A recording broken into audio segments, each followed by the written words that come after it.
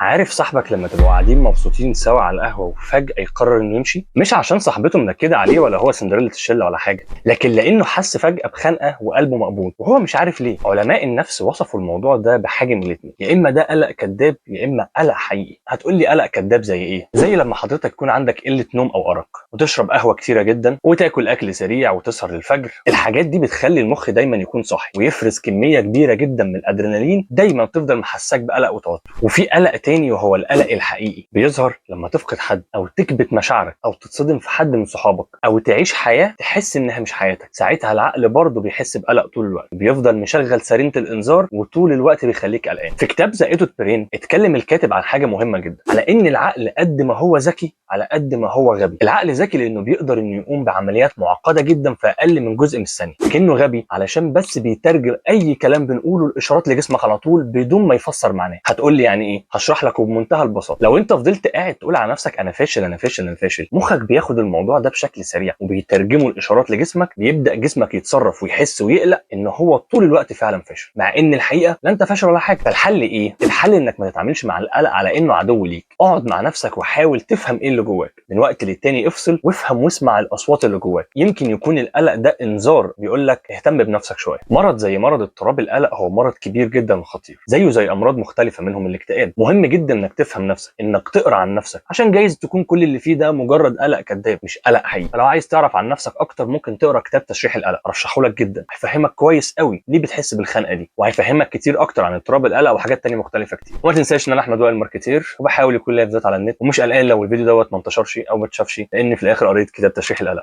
سلام.